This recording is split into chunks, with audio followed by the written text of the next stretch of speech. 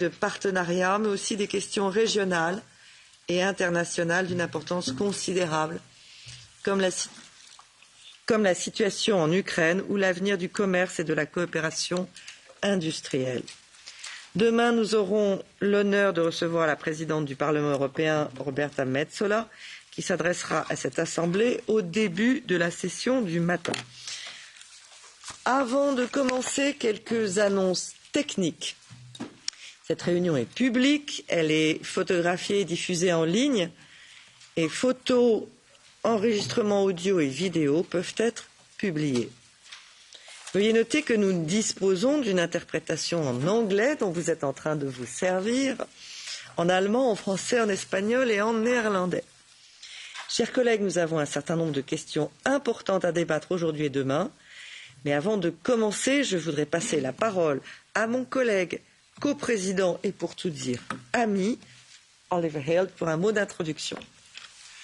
Well, can I just thank you, Natalie, for the very warm welcome that you've given us here for this third meeting of the Parliamentary Partnership Assembly. We're delighted to be back here in Brussels.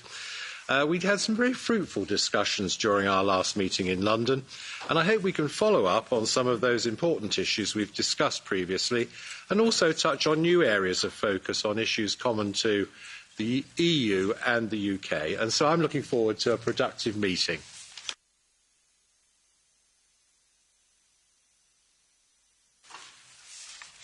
Next is yours.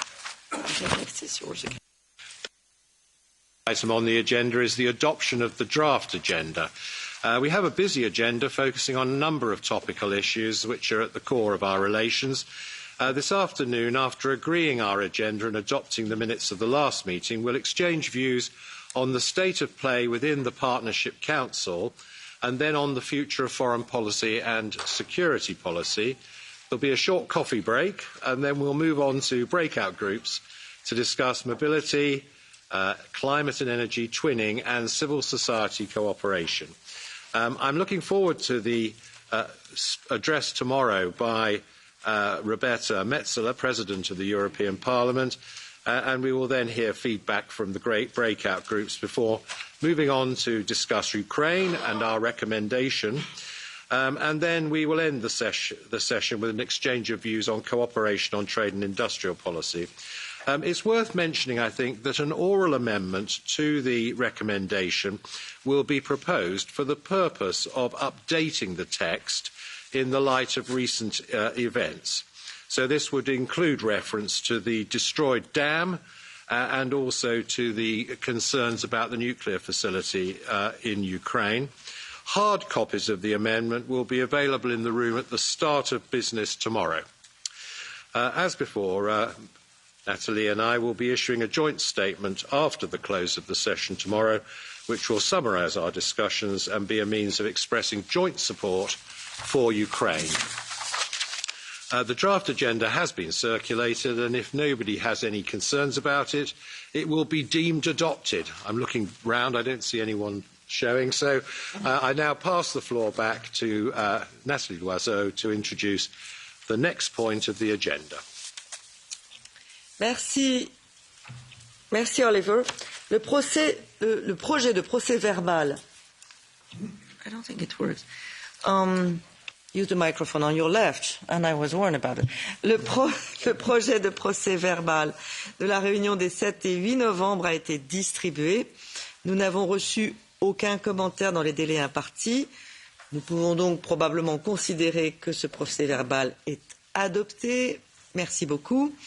Avant de passer au point suivant de l'ordre du jour, je voudrais vous informer qu'en vertu de l'article 11 de l'accord de commerce et de coopération, Sir Oliver et moi-même avons envoyé le texte de la recommandation sur la coopération énergétique entre l'Union européenne et le Royaume-Uni, adopté lors de notre deuxième réunion de l'Assemblée parlementaire de partenariat à Londres. Nous avons également fait part des principaux points soulevés lors des discussions informelles en petits groupes afin qu'ils puissent faire part de leurs observations en précisant que ces points ne reflètent pas nécessairement le point de vue de l'Assemblée dans son ensemble. Le Conseil de partenariat a répondu à notre lettre en nous informant des travaux qu'il menait dans le domaine de la coopération énergétique. En ce qui concerne les questions soulevées par les groupes de discussion informels, le Conseil de partenariat a estimé qu'elles ne reflétaient pas le point de vue de l'Assemblée parlementaire de partenariat dans son ensemble, ce qui est exact, qu'il fallait donc y répondre séparément, ce qui se conçoit. Le ministère des Affaires étrangères du Commonwealth et du Développement a répondu en expliquant les activités menées par le gouvernement britannique sur les points soulevés, et je l'en remercie. La Commission européenne a pris note de ces points mais n'a pas répondu puisqu'ils ne représentaient pas la position officielle de l'Assemblée parlementaire de partenariat. Eh bien, au moment précis où notre ami Maroš Šefčovič entre dans la pièce et que je suis heureuse de le saluer, je voudrais dire à la Commission que même si nous lui envoyons les résultats de nos discussions en petits groupes simplement pour information, nous trouverions que c'est une bonne idée que la Commission nous donne son point de vue, car ces discussions en petits groupes peuvent avoir vocation à devenir des recommandations en plénière. Aussi, le plus tôt nous nous en parlons, le plus tôt nous approfondissons la compréhension que nous pouvons avoir d'un sujet, et le plus, puisque je suis une éternelle optimiste, nous pouvons être d'accord sur la voie à suivre, le mieux cela vaut. Alors, je salue toujours la Commission dans son souci de défendre l'état de droit et de s'en tenir strictement aux règles juridiques, et ce n'est pas moi qui la critiquerai sur ce point. Néanmoins, je ne peux que l'encourager quand nous lui écrivons à ce qu'elle nous réponde et à ce qu'elle nous réponde sur le fond. Je pense que nous y gagnerons tous dans la qualité de nos travaux. Et je passe la parole à Sir Oliver. Well, just to say, Natalie, how much I agree with you. And I think the point about the breakout groups is that they are an informal way of looking at issues, and we do want to have a dialogue with our Partnership Council, both parts of it. And so if it is at all possible for the Commission to look at perhaps responding where it can, I think that would be very welcome. So I support what Natalie has said.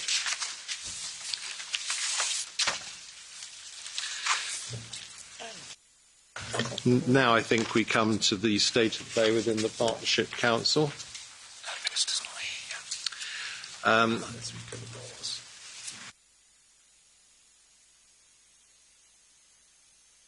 We'll just wait a few minutes until Minister Cleverly can join us.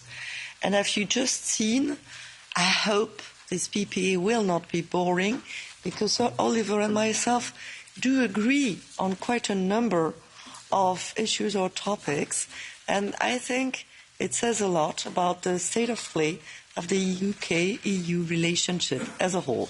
Let's wait a few minutes for James Cleverly to find our room and come and meet with us. I think he's been presenting himself to the President and is about a minute away, so... Yeah.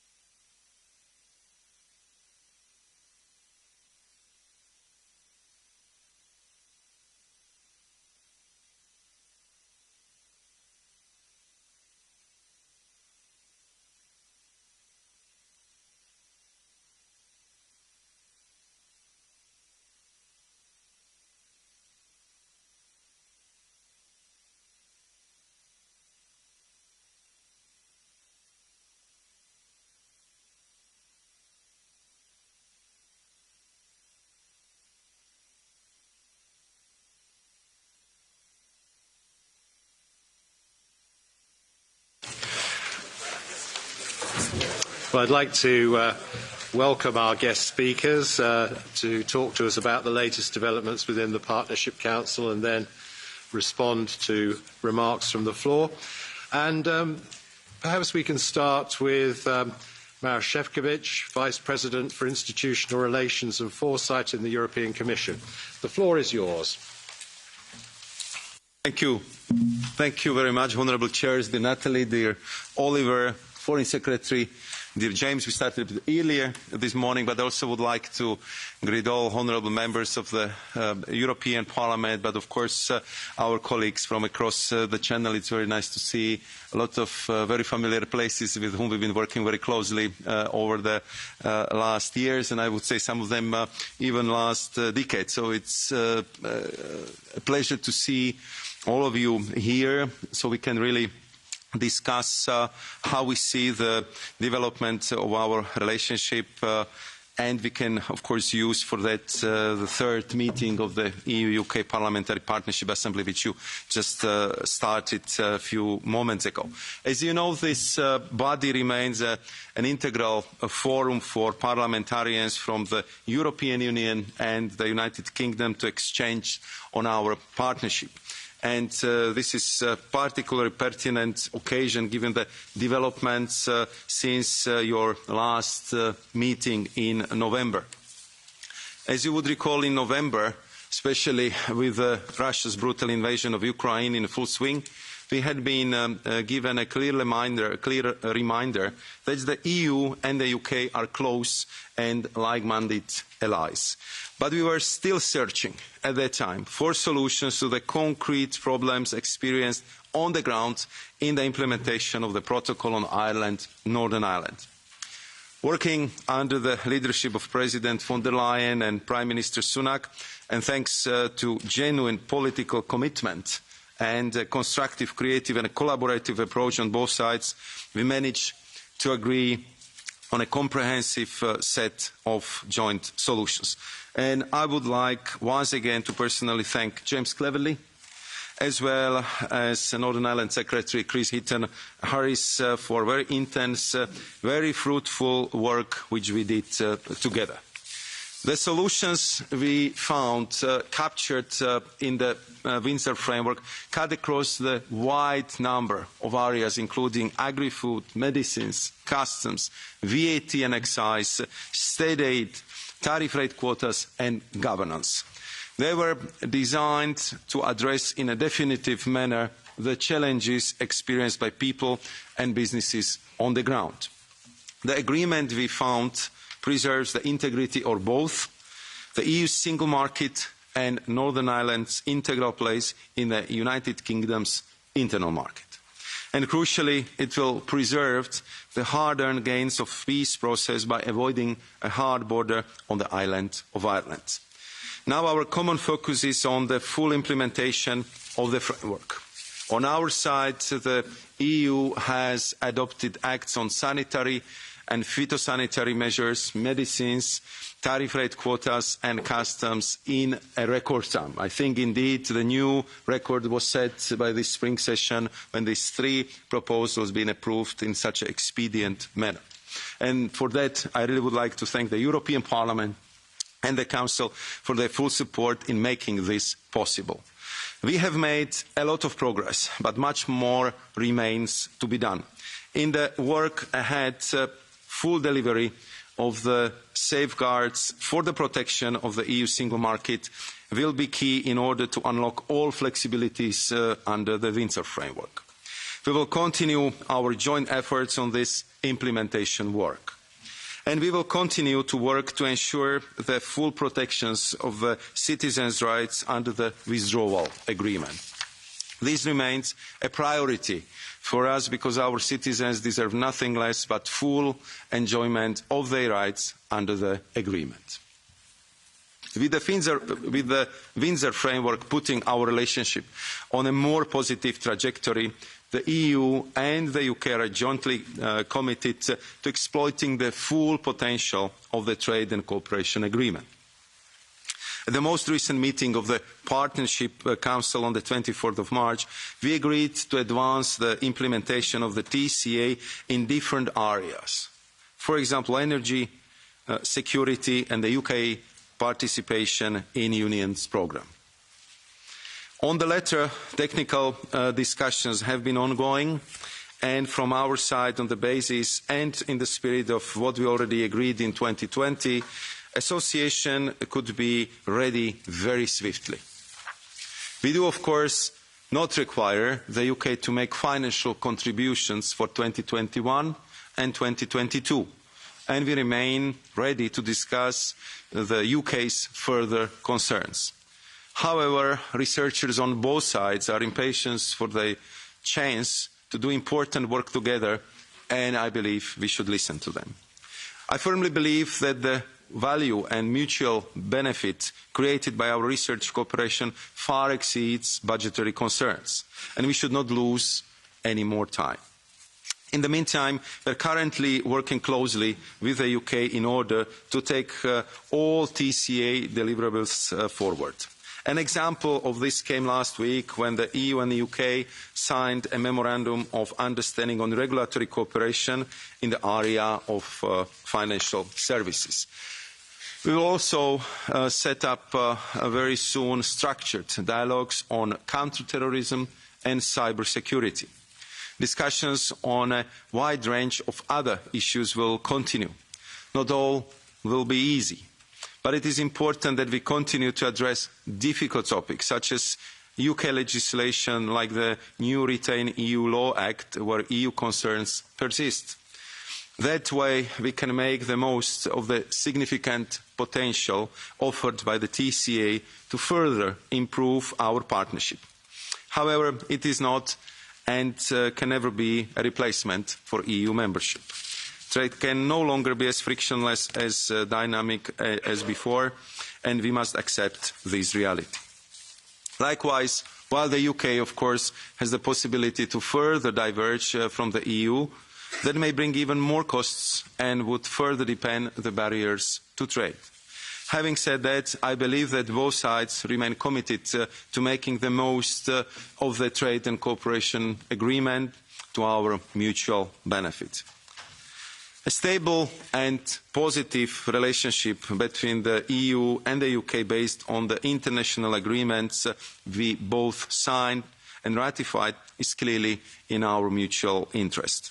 At a time when Western unity is so important, especially when it comes to our joint support for Ukraine as close allies in the face of Russia's brutal aggression, the European Union and the United Kingdom should work together in a spirit of partnership.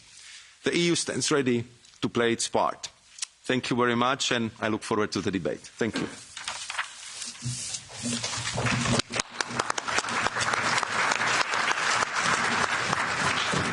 Well, thank you very much. And we're delighted that James Cleverly, the Secretary of State for Foreign, Commonwealth and Development Affairs, is able to join us today. And, of course, it takes two to talk and to broker agreements. And I think everyone here welcomes the fact that Commission do that and that we did achieve the Windsor Framework. Anyway, the floor is yours, James. So Oliver, thank you.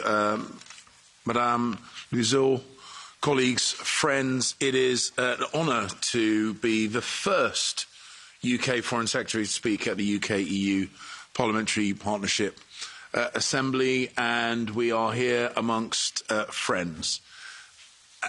And it's always been obvious to me that a close and friendly cooperation between the UK and the EU would be the ultimate and eventual outcome of Brexit, because that is the sensible and pragmatic outcome, and we are all sensible and pragmatic people. Although I have to confess, it did take slightly longer to get here than I think any of us would have liked. But we have seen real progress, and I'm committed to maintaining that positive trajectory. And today's Parliamentary Partnership Assembly is an important part of that. I very much welcome and value your recommendations, including on energy cooperation. but that is not the that is not the limit of the work that you do, because actually what you're doing here, an incredibly important function, is about building mutual understanding, building mutual confidence. You are building mutual trust, and of course you are building relationships. And relationships matter. That's why we do diplomacy. And I value the kind words that Maroš has said about the work that we've done together on the Windsor Framework, and I'd like to put on record my thanks for the spirit of friendship and cooperation that he brought into all our meetings, and the level of trust that I was able to invest in our relationship, I think was part of the reason that we got the Windsor Framework over the line. And whilst it's never a brilliant idea speaking on behalf of someone else, I think I can say with some great confidence that Maroš and I are committed to the full implementation of that agreement, including on important issues that has already been raised, such as citizens' rights. And I know that there are many people in the room who are focused on that. I want to let you know that the UK's position is that we will continue to protect the rights of those individuals. But to come back to the theme of trust, what I realised is that Maroš and I ultimately were speaking the same language. And I don't just mean English, because those of you who know me as Foreign Secretary know my language skills are somewhat limited. Luckily enough, his English is excellent, was able to pick up on the nuances of our conversations. But ultimately, the language that we both shared is the language of politics, and it's a language that I think you all speak and you all understand. You've been on the campaign trail, you know what it's like to speak to voters, you know what it's like to understand their concerns and think about their concerns whilst you interact with your colleagues, whether they be nationally or internationally. And that is an important thing to have in your mind when you know that you have to justify yourselves to the electorate. It does bring a focus. And I think the gentle fear that we all have of voters is not only healthy, but it's a small price to pay for the honour of being able to serve the public.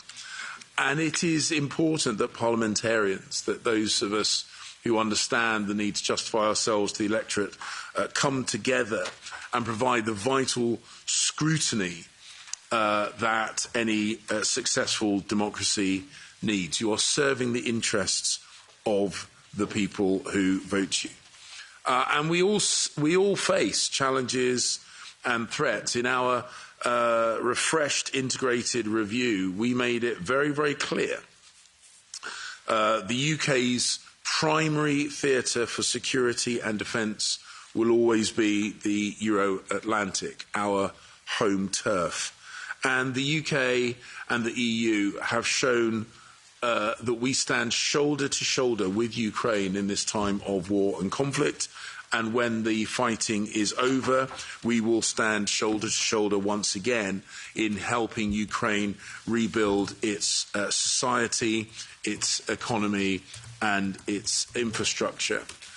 And I hope that the close work that we have done together over the last 16, 17, 18 months highlighted that when we said that the UK was leaving the EU but we were not leaving Europe, we meant it. And that's why we were delighted when Ursula von der Leyen, on behalf of the EU, pledged 50 billion euros in grants and loans at the Ukraine Recovery Conference in London late last month. And that whilst NATO remains the primary guarantor of our collective security, the EU does, of course, have a vital role to play in bolstering and supplementing our cooperation. And security cooperation between the UK and the EU on Ukraine is helping the Ukrainians expel Russian forces and in doing so keeping all of us safe. And we should, of course, maintain regular security cooperation. The UK was proud to welcome Finland into NATO, and we look forward to Sweden's immediate accession. I've said publicly, and I stand by it, what I would love to see is a flag-raising ceremony at the first day of the Vilnius summit, and then Sweden playing a full and active role as part of NATO. But of course, the challenges that we face extend far beyond the traditional realms of defence and security. Supply chains, for example, around the world are being disrupted by Putin's illegal war in Ukraine. And we don't want the challenges of the green transition to become an excuse for protectionism. We want to minimise risks to our economic security, and of course the UK and the EU share many geostrategic priorities. One of the most pressing, of course, is getting the right balance in our engagement and relationship with China. And I note that President von der Leyen and I both set out positions which were strikingly similar in our respective speeches this spring, explaining why we need to deepen our relations in the Indo-Pacific as well as our relations across the Channel. This Assembly can contribute an awful lot to forging closer relations between the EU and the UK, and we will both be better for it. By building a spirit of mutual understanding and mutual confidence, it will allow us to think more creatively about the challenges that we face. For example, how we collectively confront the challenges of whilst harvesting the opportunities of new technology. The UK government is, just like the EU, developing new policies on artificial intelligence, on semiconductors and on cyberspace, and I'll be chairing the first UN Security Council meeting on artificial intelligence a little later on this month, and the British Prime Minister will be hosting an international summit on security issues around AI later on this year. And as I set out in my speech at Chatham House last month, we want to work with our international partners, including, of course, with our close allies like the EU, in shaping and developing governance of AI technologies. We have to recognise that we will not agree on everything, but in mature relationships, we can deal with differences whilst making the most of the areas where we agree. And there is ample room for us to cooperate on things like harmful emissions and other global challenges. Migration, of course, is an issue which is at the top of the agenda in the UK, but also is very much in the minds of the governments of member states. And that's why I welcome discussions between the UK and Frontex. All of us want strong European borders, and all of us benefit from financial stability. That's why, as Maroš said, we very much welcome the Memorandum of Understanding for Trade and Financial Services, which paves the way for a constructive and mutual beneficial relationship in this area.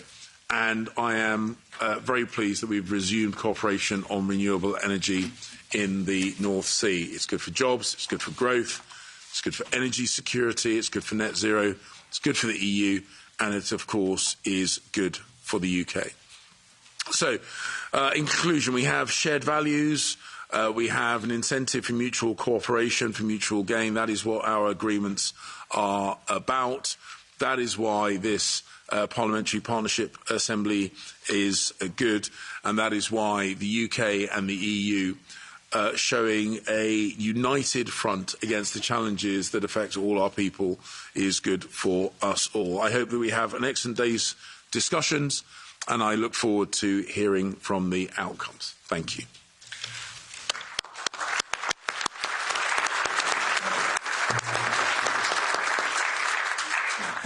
Before asking my co-chair, Nathalie Loiseau, if she'd like to comment, I just mention that we do have a lot of interest in this state of play discussion. And so I think rather than grouping questions, we'll just take all of the contributions and then have a wind up at the end. It'll be 2 minutes until we run out of time, in which case we might go down to 1 minute, but we think 2 minutes at the moment. And I'll call on Nathalie to make such comments as she'd like to.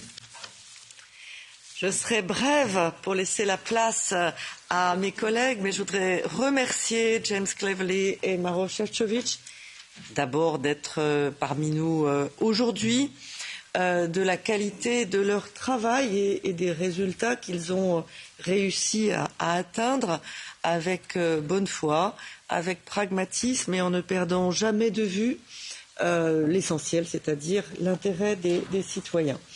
Ce qu'ils ont réussi à faire avec le Windsor Framework a déjà un impact très positif sur la relation entre l'Union européenne et le Royaume-Uni.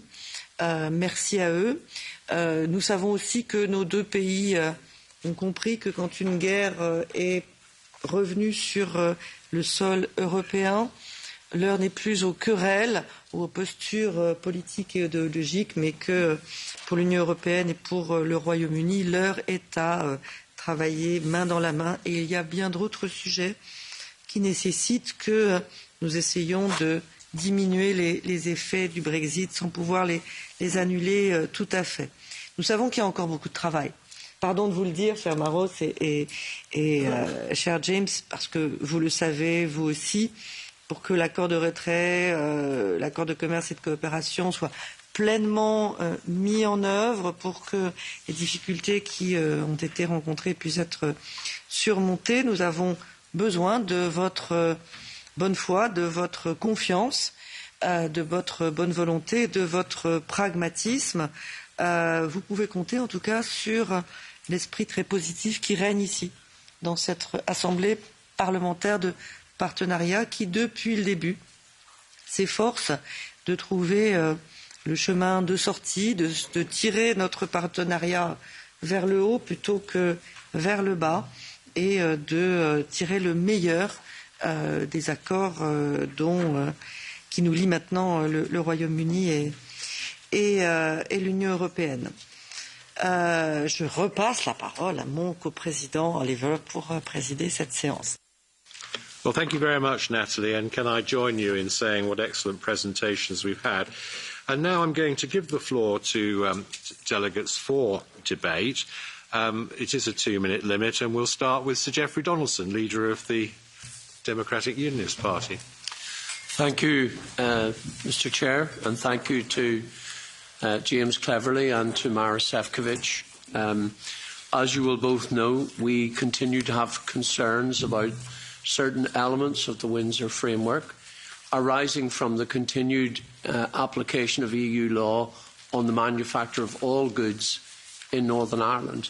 Our concern is primarily about the movement of goods from Great Britain to Northern Ireland and from Northern Ireland to Great Britain, and the potential risk of future divergence between EU law and UK law. And I understand that you have signed off today on even more areas of law that will come under the scope of the protocol. So as EU law changes in the future, or UK law changes in the future, there is the risk that the arrangements agreed at the Windsor Framework may come unstuck if there are not mechanisms for ensuring Northern Ireland's ability to continue trading within the internal market of the United Kingdom. And I would finish with this point, Sir Oliver.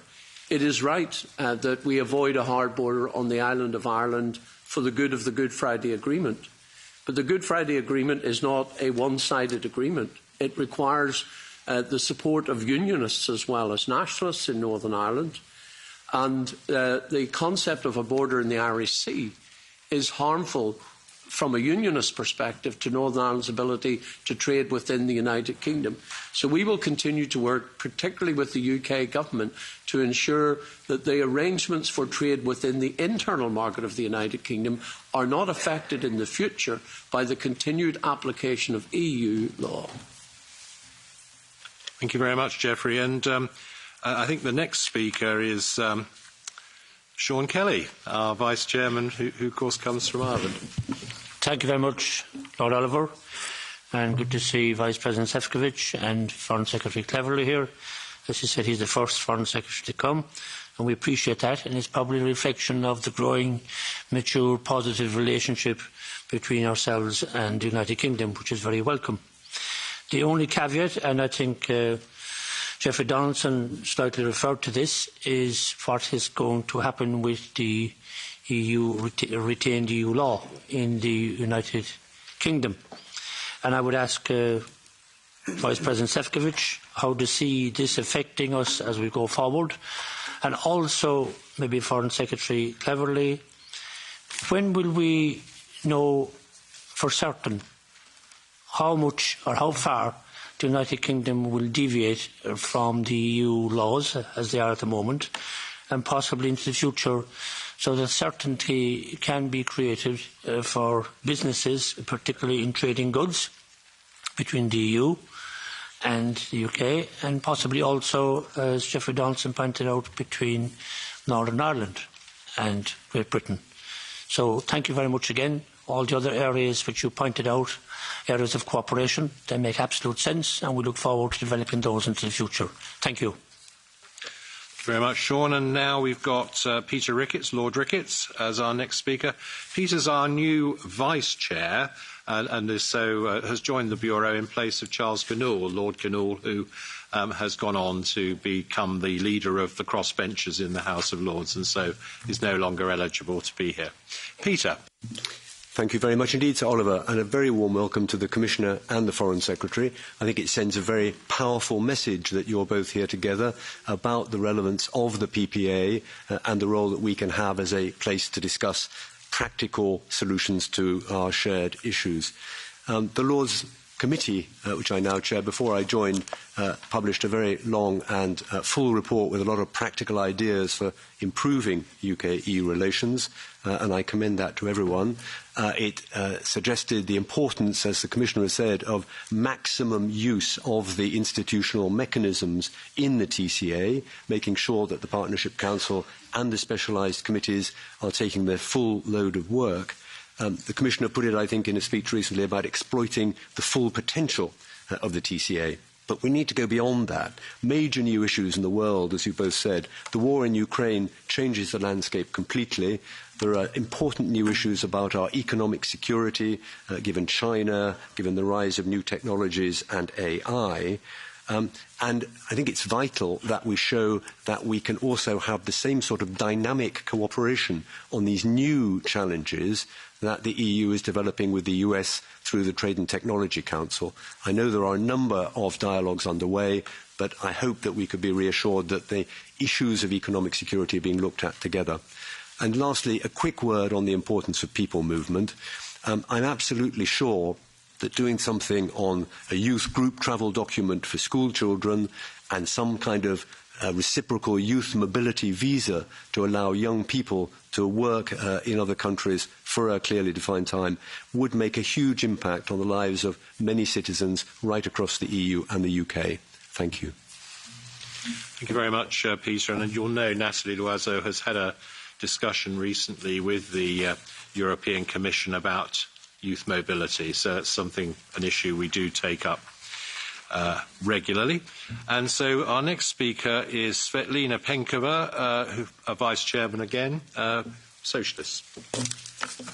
Perfect. Thank you. Thank you, Sir Oliver. I'll be very brief. First of all, thank you, Commissioner Šefčovič and Foreign Secretary Cleverly, for being here and providing the information about development and what should be doing forward. I'm just going to focus on two aspects. Commissioner Šefčovič spoke about the protection of citizens' rights, which is our main objective here, to point out and act whenever it's needed, of course. And the Foreign Secretary Cleverly, you spoke about the fact that we are starting from the same standards, more or less, in terms of the legislation. We should try to use that as our benefit going forward.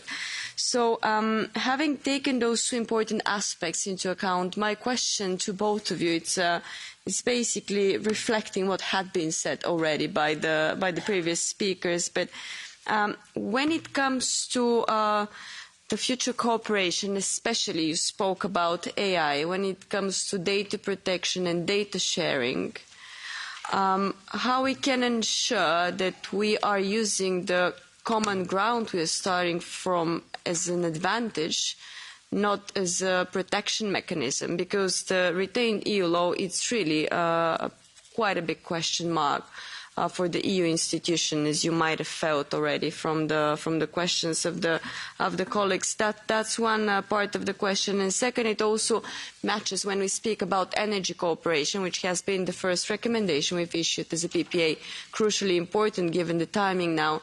But also when we speak about energy cooperation, there are different standards. I'm not going to mention the specific types of energy, but we have to be very careful to not lose the common ground we are starting from. And there must be quite a significant effort also from the UK government on that side, and more positive signals, if you allow me to phrase it like that. Thank you very much, Svetlina. And we'll now move on to Hilary Benn. Thank you very much, Sir Oliver. Can I say congratulations to both parties on the Windsor framework, in particular to you, Commissioner Šefčovič, for the flexibility that you have shown in reaching that agreement, and thank you also for the extension of the grace period on veterinary medicines in Northern Ireland. Grace periods have a history of then turning into a substantive agreement, and I hope that that is the case on this issue as well. I hope that this moment will mean that the long period of bad relationships can come to an end. Foreign Secretary, you referred to trust. Trust is absolutely fundamental to making progress. And I hope that the Partnership Council will now turn its attention to the big issue that is staring us in the face, which is what kind of relationship, economic and political, are we going to have between the UK and the EU? Because there's so much to discuss. Peter has mentioned a number of the common challenges that we face. Certainly, you talk to businesses in Britain, they want to see a reduction in the cost, bureaucracy and paperwork on trade, common regulatory standards, we need a veterinary agreement, touring artists we've talked about here in the PPA. I hope we have a recommendation on that next time we meet, youth mobility, net zero.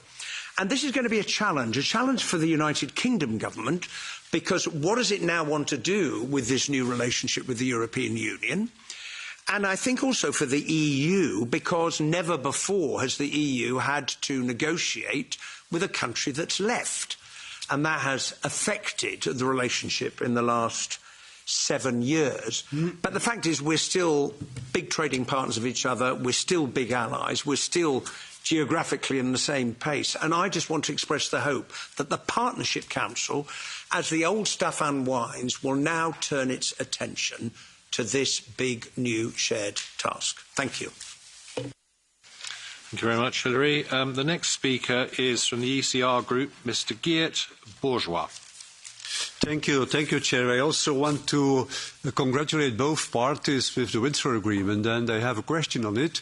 I think it's necessary that we solve as soon as possible the last issues to come to an agreement, to full agreement of the Windsor Agreement. So my question to both parties is, what has to be done to come to this result? Second, I agree with the Vice President that there's no time to lose to participation of the UK in the EU programmes, specifically in the new technologies, AI. I applaud the initiative of Mr. Sunak to organise an AI summit in October, and I hope that will be given an impetus to start with maybe a triangle cooperation, United States, EU, UK.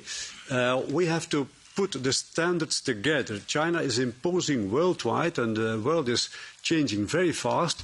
Do you see a possibility to come to an agreement, EU-UK, maybe also with the US, to have a kind of a TTC, Trade and Technology Council, between both partners? Thank you very much, Geert. And now we've got Margaret Ritchie, former leader of the SDLP party in Northern Ireland, currently sits in the Lords for Labour.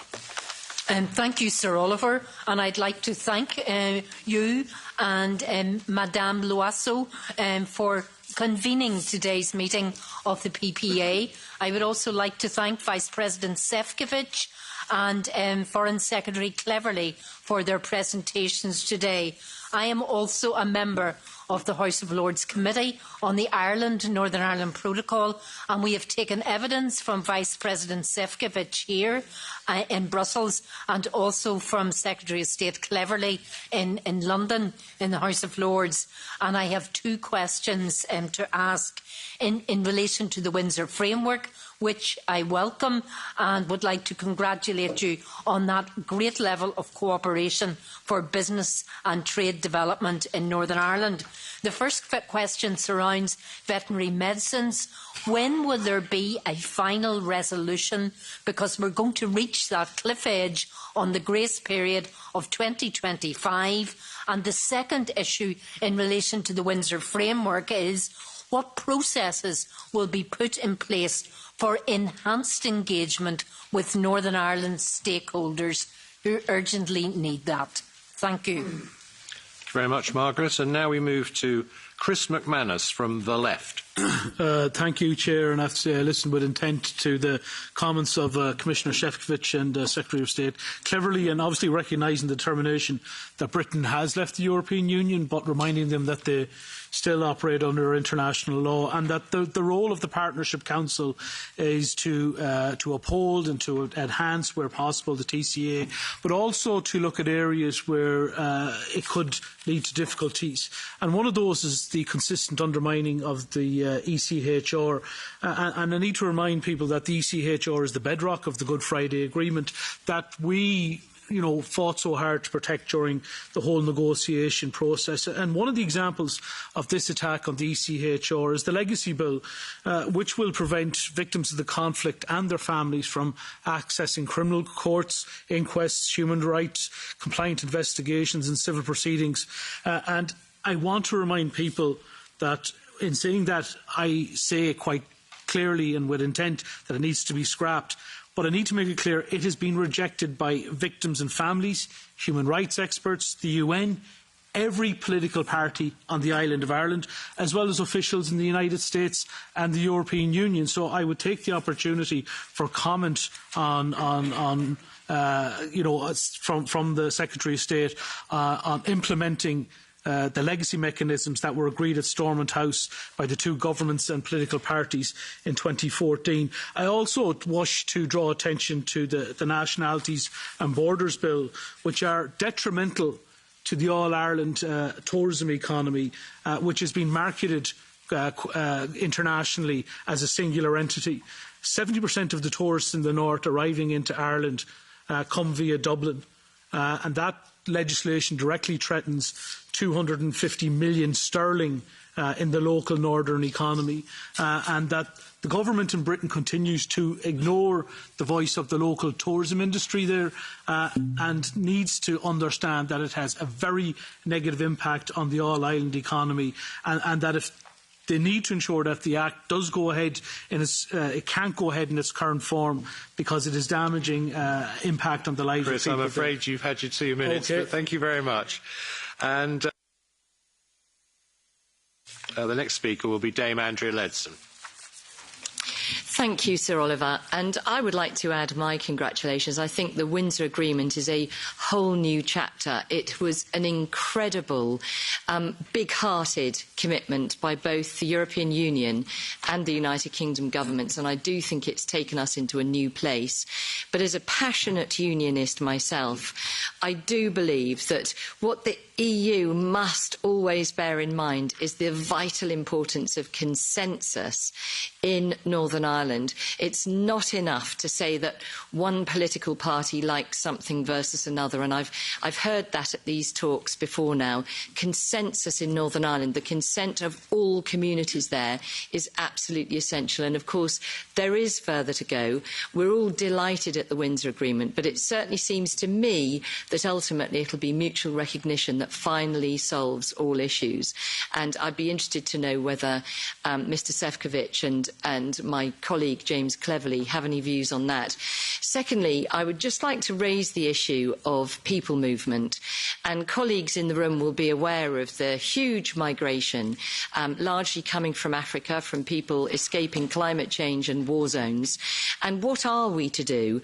I think it would be very interesting to hear from the Foreign Secretary and from Mr Šefčovič on their views of whether there are challenges for the ECHR to reform, or whether this is something where we should just group together and find solutions. And what are the ideas that you have already or might be thinking about? Thank you. Very much. And the next speaker will be Danuta Hübner.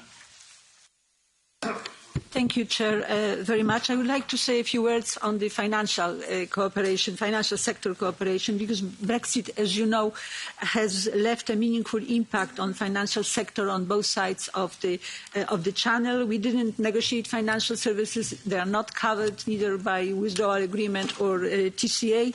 European Financial Centre just floated away from us, so it's good that we now have the memorandum of understanding that we can establish this EU-UK Financial Regulatory Forum, because I think that this direct line between London and Brussels to discuss regulatory cooperation on financial services is extremely important. I think we can talk in this forum about the future of the financial services sector in reaction to the global context, and also consider pragmatic solutions to continue delivering benefits for people on both sides of the channel. We both want to create a supportive environment for the sector. We both want simpler regulation that is relevant for today and tomorrow's world, that facilitates innovation, improves liquidity, lowers trading costs and builds competitiveness. So my request to both leaders is that as of next or future meetings of the Parliamentary Assembly, we will also listen to reports on the functioning of this new important instrument for the cooperation. Thank you. Thank you very much. And the next speaker is Baroness Hayter, Diane Hayter. Thank you. I'd like to follow up points made, I think, by Mr. Bourgeois and Peter Ricketts, because the Foreign Secretary spoke about our security being very much based on the Euro-Atlantic. And I think that we need to think about trade in that way as well.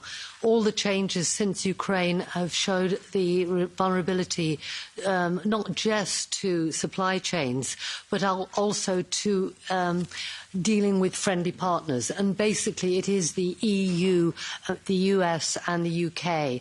And, I think what's been suggested about a more formal way of embedding that relationship. We in the UK, the government has already signed, we haven't seen it yet, the CPTPP. I chair the committee that will oversee that, but there will very soon be for the UK a decision to be taken about China's application. These things really need to be discussed, it feels to me, in a US, UK, EU, as really strong friends. So my question really is, how can we take forward our discussions on trade in a way that involves those three major parties? Thank you, Diane. And the next speaker is Andreas Schieder from the Socialist Group. Thank you, Chairman, and thanks to the Vice President Šefčovič and the Foreign Secretary Cleverly to be with us here today. As I am the co-rapporteur of the implementation report on the TCA, I have some open questions which are related to level playing field. Level playing field is one of the crucial provisions in the agreement, and both parties have also agreed to have level playing field in the areas of environmental protection, of fight against climate change, and social and labour rights. And so I am worried about the presentation of the retained EU law bill and the anti-strike law, where the UK is again, let's say, a little bit going away from the EU obligations. And the TCA also contains level playing fields on ILO issues and Council of Europe issues. So therefore my question is, can you get a little bit more details on the effects of the minimum service level bill, which will be the impact on the UK workforce and the level playing field with EU fields, and the same also on the retained EU law bill. Is there any also estimation on the impact of British and EU firms on common trade? Thank you very much. Of course, many of the fears on the retained EU law bill turned out not to be quite so dramatic as had been thought, and I think there's a list now of about 600, not 4,000 measures. But anyway, our next speaker is Baroness Bull. Thank you, Chair, and like others, I congratulate both parties on the Windsor framework, but I want to speak to two issues where it's failed to unlock the progress that we had hoped for. The first is a UK association to Horizon Europe, and I do welcome the remarks of the Vice President on that. Of course, a fair deal has to be reached, but can I plead with both sides to look beyond the immediate horizon in every sense of the word?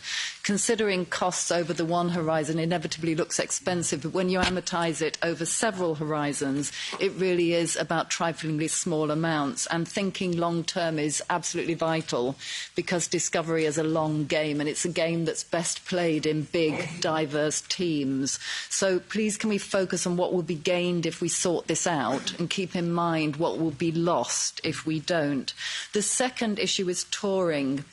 The ongoing challenges are now clearly impacting not just on the UK artists, but on EU artists too.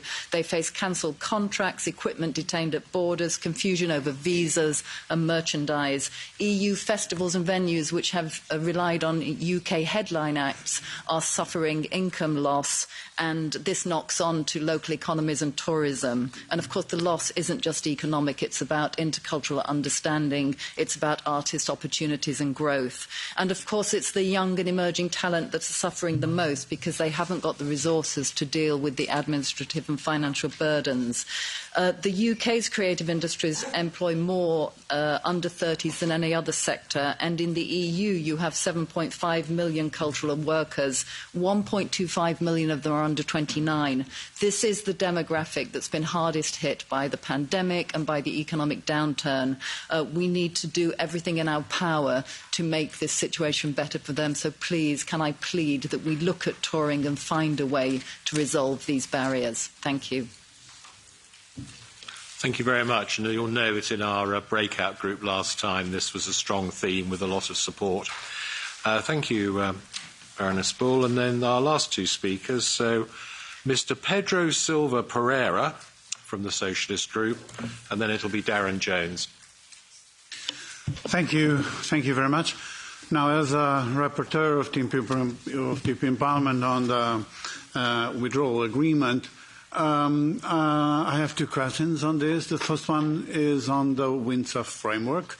I would like to recall the strong support of the European Parliament to the Windsor framework. No doubt a major political achievement, rising hopes of a turn of a page in the EU-UK post-Brexit relationship. But now it's about full implementation of the Windsor framework, since the new arrangements are expected to be applied by the end of September. So I took note of what Vice President Šefčovič have said, in saying that the flexibilities are conditional to the full implementation of the safeguards to the internal market. And so the question is, will the calendar be fully respected? Will we have the facilities to have the controls at the border for the goods at risk of entering the single market? And moreover, will we have full access to the UK customs data that we need? Then on citizens' rights, I very much welcome the decision of the British government not to appeal the ruling of the court, saying that the need to apply for the citizens with pre-settled status is not lawful. But any information you can give us about the situation of these people, 40% of the applications are citizens with pre-settled status. So will you prolong the status of those citizens in order to avoid a cliff edge in those citizens' rights? Thank you. Thank you very much. And our final speaker from the floor will be Darren Jones, who's the chairman of the Trade Committee at Parliament. Thank you, Sir Oliver. My question relates to artificial intelligence and the Trade and Technology Cooperation Forum. On artificial intelligence, as I see it, we can separate the risks between national security risks and economic risks. On economic risks, I congratulate the European Union on making progress with its AI Act. But I assume the United Kingdom and indeed the United States will take a different approach to legislating around economic risk. My first question, therefore, is whether the European Commission thinks that in regulating the national security risk of artificial intelligence, we three economic blocs need to coordinate on a different approach to regulating the way that we choose to regulate economic risk. And my second question is a very direct question, which is, does the European Commission support the UK being invited to the Trade and Technology Council with the United States for these discussions? Because I assume that the Americans would be happy for us to be there. We would be delighted to be there. And I wonder whether the Vice President might then extend an invitation for us to join those conversations where we have relevant shared concerns. Thank you, Sir Oliver. Well, thank you very much, Darren. And, of course, it's now time to give the floor back to our principal speakers. And I'd like to give the floor back to Vice President Šefčovič. Certainly plenty of subjects being raised for you to respond to. So the floor is yours.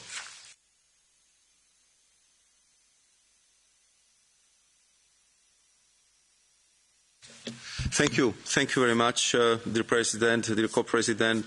I also would like to echo with what Natalie Loazo has started.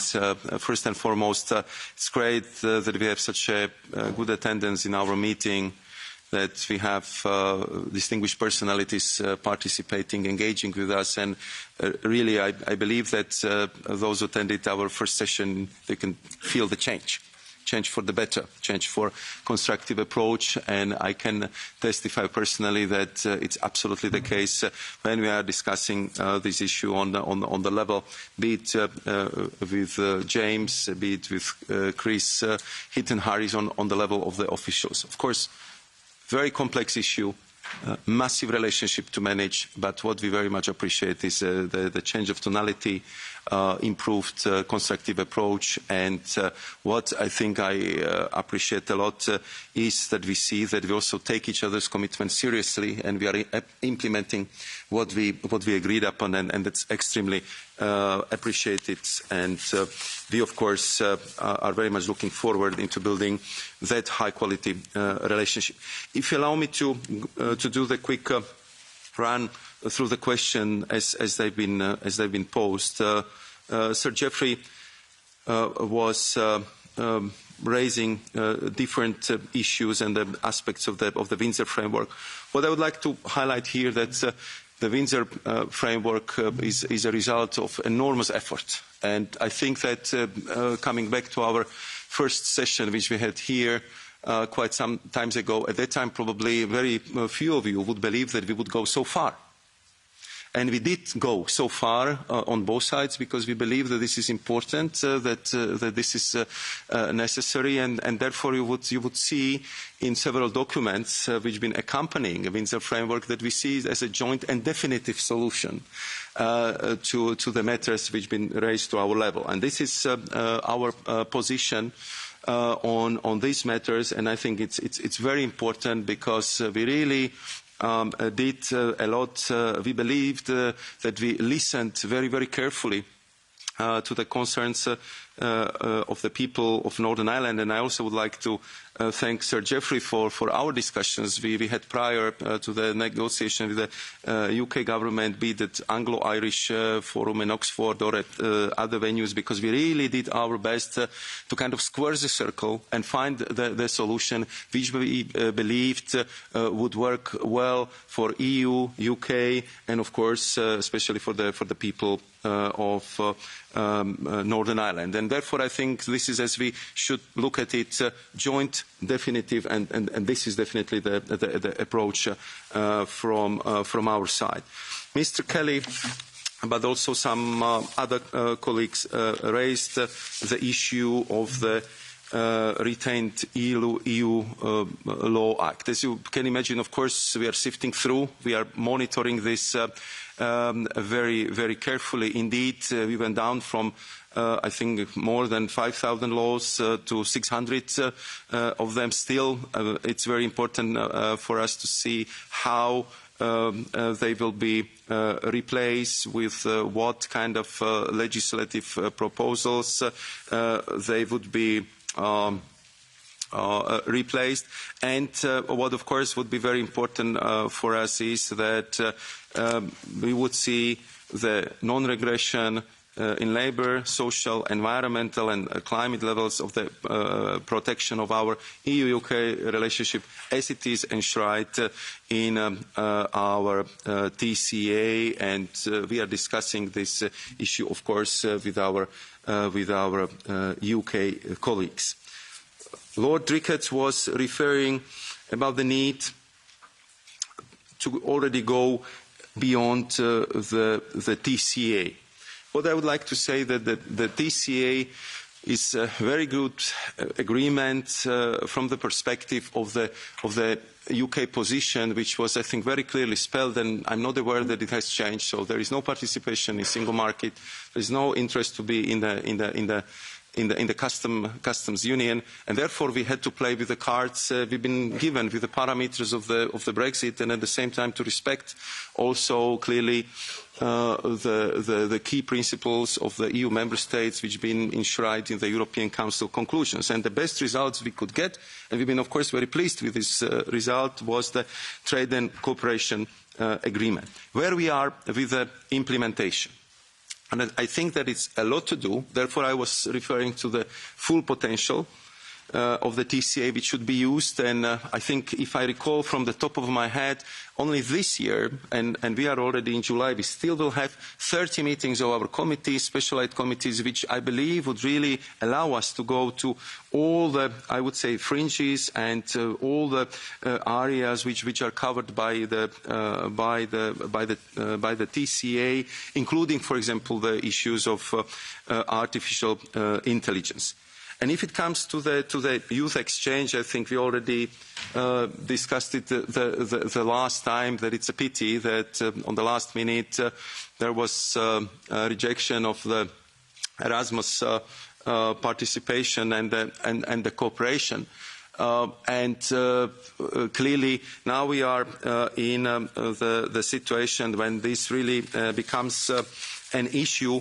And the suggestion of the Lord Ricketts of the youth visa, that unfortunately it already exists, but it's a visa. It's not a mobility, and therefore we will have probably to be a little bit more creative here. And what I'm ready to say, because I hear you loud and clearly, is that I'm open to discuss mobility. In particular, I would underline youth mobility with the UK. But I think that the same message should be passed to our UK partners, and I'm sure that James would react, because so far we haven't seen any openness to revisit its position. Because what is mobility for us? I think it's in English language seen as a immigration, and this is, I think, where we kind of have to look what can be done under these parameters. Madam Penkova, but also I think our last speaker, Mr. Jones, have been referring to artificial intelligence. And we, of course, took very good notice of the fact that UK is going to organise the global summit on AI. I think it was already raised also to the attention by Prime Minister Sunak to our President, Ursula von der Leyen. And I think what is very important for us is to look even beyond EU, UK or US, because I think, and that was the conclusion of the G7 meeting in Hiroshima that we should, on the level of the G7, look for, I would say, the overall approach to the AI, and we are of course very keen to work within that framework. And of course we discussed this issue together with our American partners in the form of the TTC. The question of Mr. Hilary Benn on veterinary medicines. That was again something which we discussed in great detail, and I think in the spirit of the good working relationship and good compromise, so we agreed about 3 years for adjustment, and I think it's quite an ample time to adjust, to adapt to the new situation, because in the end we shouldn't forget, and we should bear in mind that Ireland and Northern Ireland, so it means the whole island of Ireland, is one epidemiological unit. And I think this was like that before Brexit. It's still like that, and therefore I think this is the approach which was very much framing our discussion in that regard. And I think that also is response to Madame Baroness Ritchie on this issue. Monsieur Bourgeois was referring to the trade and cooperation agreement. As I said, we are now just learning how to use the full infrastructure, the 30 committees, the expertise which is in there, and I think by the end of the year we will be able to assess, how it works, what these specialized committees covers, on what we should focus more, and I think that would be more appropriate time to kind of look at how this structure works very well, because indeed a lot we haven't used so far in greater detail. To Madam Litzen, I would say that on the migration, as you know, there are now working arrangements being negotiated between Frontex and the UK.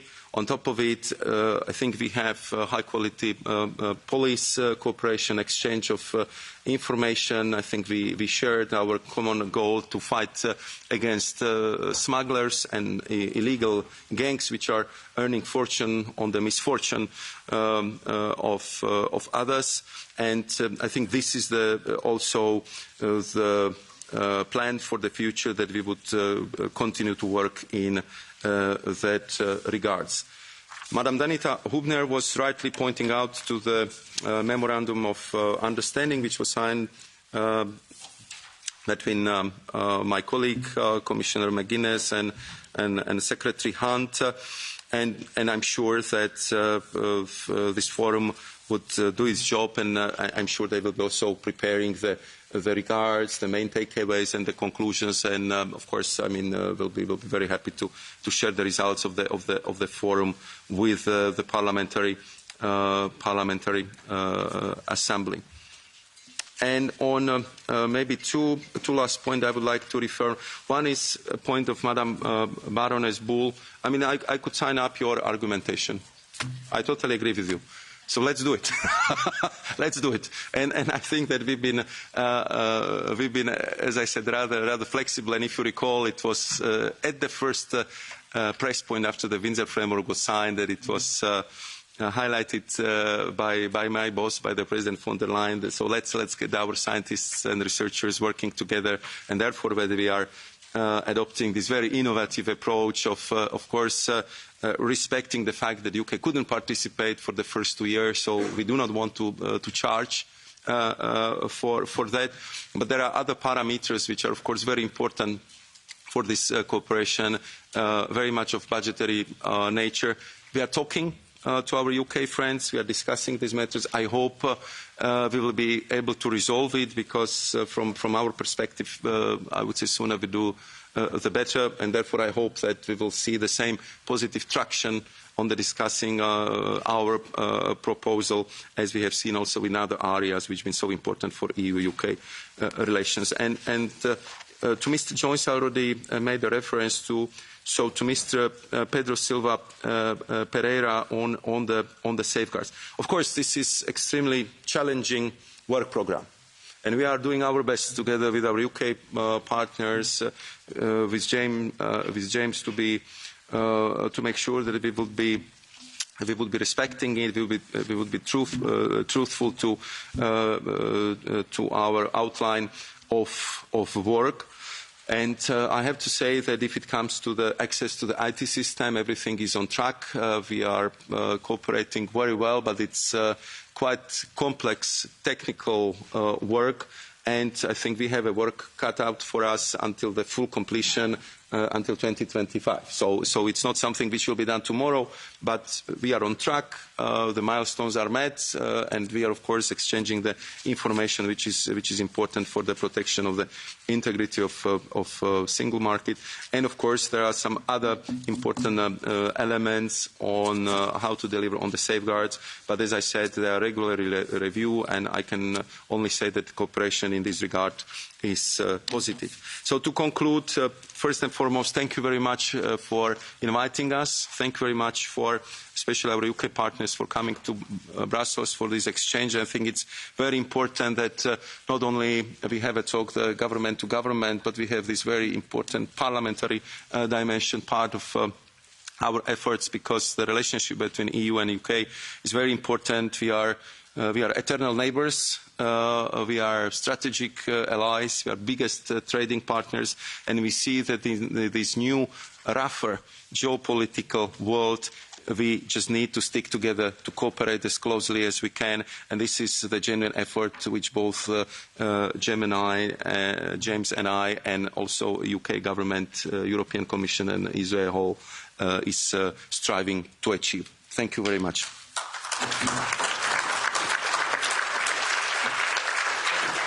Thank you very much, Vice President. And now I'd like to invite James Cleverly, the Foreign Secretary, to take the floor and respond to some of the points made. A year ago, when we had this first plenary here, I remember asking you, Vice President, whether you thought there was a landing zone for an agreement, and you said you thought there was, and I think my co-chair and I think we're just so grateful that talks did take place and that they were successful, because it certainly changed the mood, as you said. But now passing to the Foreign Secretary, made your first speech to the PPA. We hope it won't be the last. And would you like to respond? Sir Oliver, I can assure you I'd like nothing more than to make plenty of speeches in my role as Foreign Secretary to the PPA, ideally for many, many years to come. There you go, giving away my personal ambitions there.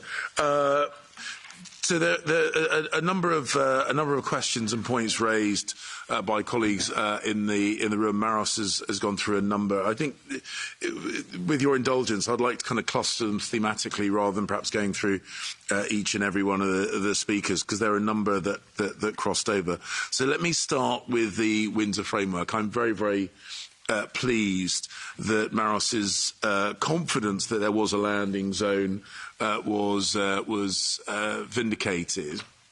And it is a complex issue, and I think one of the points that we need to recognise, and I think this will be a theme going through a number of the answers that I give, is that it's, having left the European Union, it wasn't, I don't think the art or the science was about precisely replicating the elements of our membership. It was about protecting the things that we needed to protect, the things that we valued, but recognising that we share, many, I suppose, habits, appetites, that will mean that cooperation and collaboration should be relatively straightforward. And I think the Windsor framework ultimately was based on trust, on the personal trust between Maroš, myself, and President von der Leyen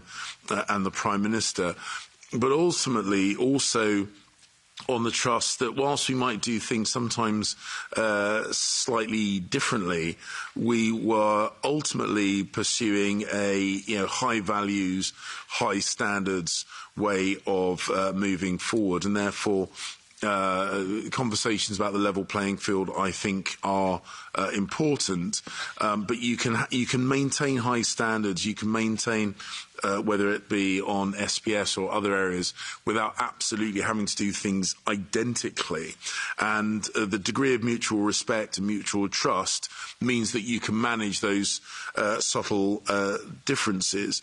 And we're seeing, for example, and Hilary Benn made, I think, an important point, how kind of temporary measures, if they can show that they pragmatically resolve, or if those temporary measures show that they don't trigger the theoretical concerns that are perhaps in place, that they provide a route to having a more sustainable solution. And of course we want to provide certainty. We're keen to provide certainty, and that desire for certainty came up a number of ways.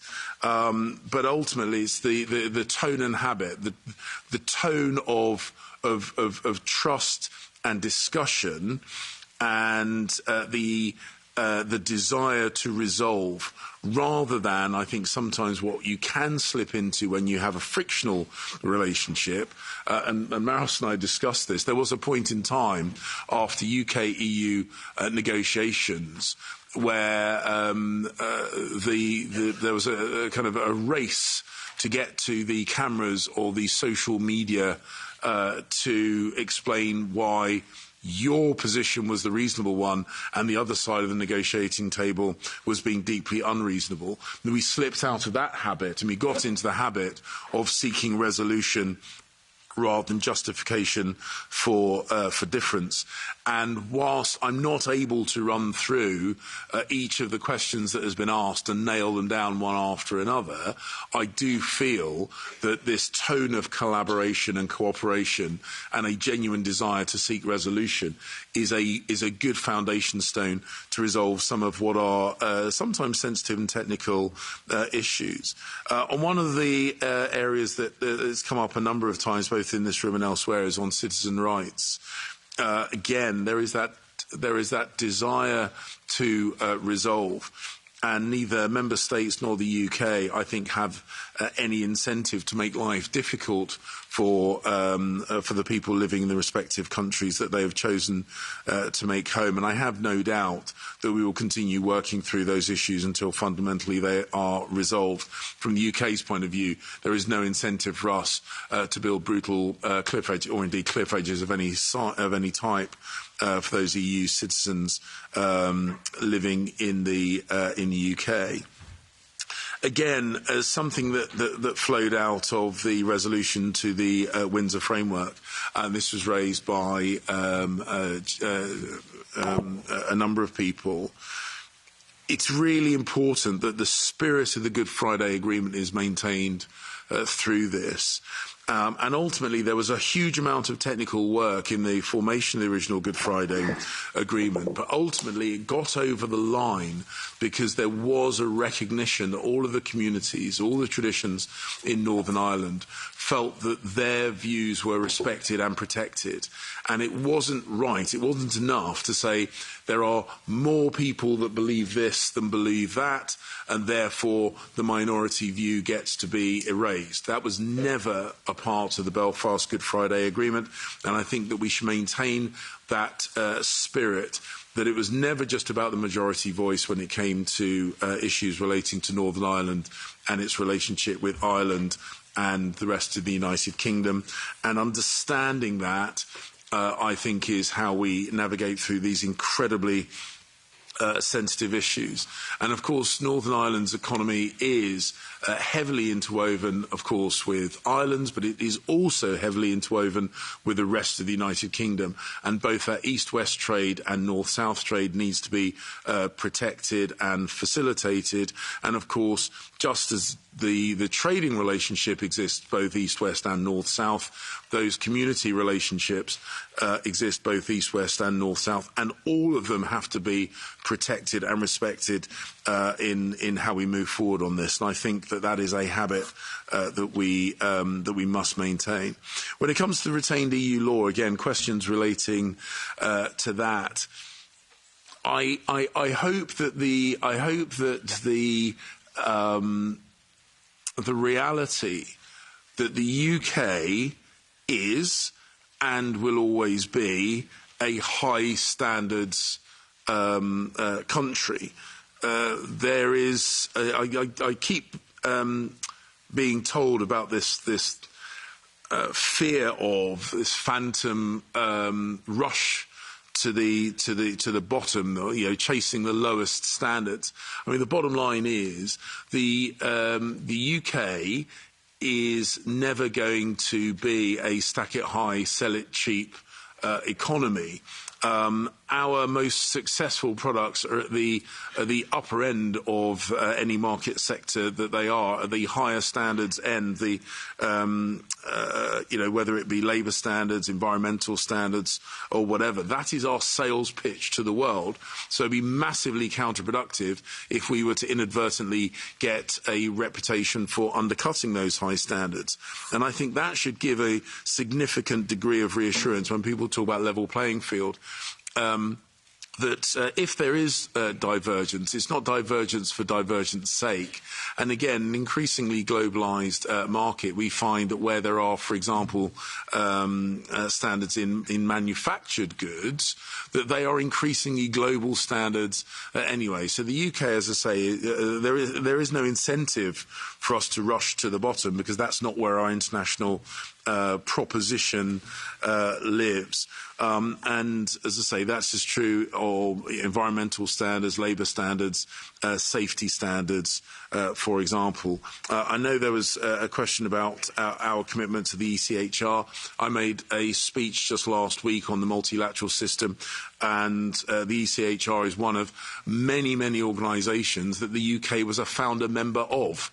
And there is no doubt that we seek to reform these multilateral institutions, but our commitment to their success is unwavering. There was some number of questions about our involvement in programmes and EU programmes. Of course, cooperation is in the UK's interest. As I said in my speech, I think it's in the EU's interest, and that mutual interest should be at the heart of what we do.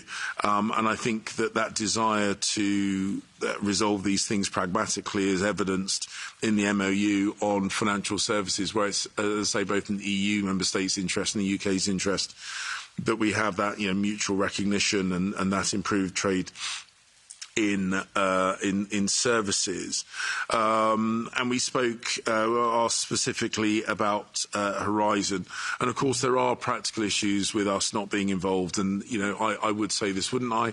From the UK's point of view, we always felt that the linking of our participation in Horizon and the issues about solving the border issues on Northern Ireland that we ultimately resolved through the Windsor Framework did not have to be linked. They should not have to be linked. But the fact that we were out of this programme for 2 years has had a number of practical impact. In some of the institutions that were bidding for the Horizon funds, the bid managers, those people who have experienced the bids, have been lost because of the uncertainty around that. There has been a bit of a dent in the confidence that we will always be able to rely on the good cooperation. I personally feel that the relationship between the UK and the EU is in a good place and that we can rely on those things in the future, but that is something that we will need to recognise and reflect in whatever agreements we ultimately get to. But we do want to make sure that we are cooperating and the brightest and the best within the UK research community and the brightest and best in the EU are working together, whether it be on whether it be on things like AI or on medicine, environmental protections or whatever else. It is in our collective interest that we work together, and we will approach all these things with a pragmatic approach, and I have no doubt that the Commission will do likewise.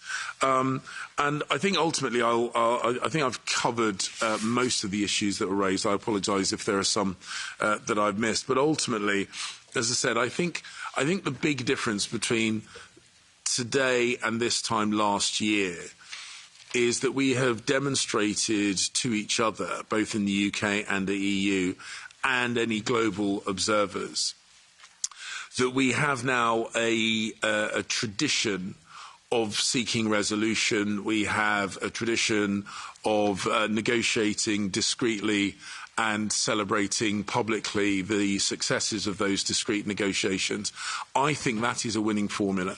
I think that will enable us to unlock the small number of residual things that are still to be resolved, and then to address emerging challenges and also emerging opportunities in a very positive and collaborative way. And so I will finish in exactly the same way as I started, by thanking Maroš and his team for coming into these negotiations with that spirit of positivity and desire to get resolution. From the UK's point of view, we will always want to match that and reflect that, because it is in our mutual interest, but of course by definition our own self-interest, that we continue to do so. Thank you.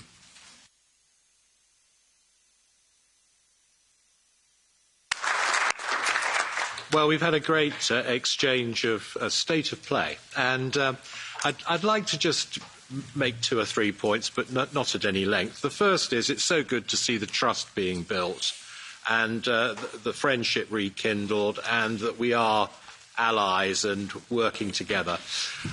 Secondly, I mean, on the Windsor framework, I think it's very good that we are able to have a debate here, and that Jeffrey Donaldson, leader of the DUP, a member of our delegation, was able to come and take part. Margaret Ritchie, former leader of the SDLP in Northern Ireland, able to come and take part. And Sean Kelly, who's taken a particular interest in this and is trying to assist. And I think that was a very useful part of our discussion. The commitment to high standards, I think that's something that came through very much from James Cleverly's remarks. I mean, that is important to all of us in Europe, and it is something that we must build on. Let's hope the programmes like Horizon can be rekindled and agreement reached, because we do have some wonderful scientists in Britain, and they're used to working with other scientists in the EU, and it would be a pity if we couldn't get that back on track. And then finally, I was just going to mention the military mobility, where we have committed to do it, but we do need to have this administrative arrangement, and I hope you'll be able to fix that for us, Maroš. So that we working on it. Thank you very much. So can I just thank both our speakers for excellent comments and for coming here this afternoon, and with that I'll hand over to Natalie for the next point on the agenda.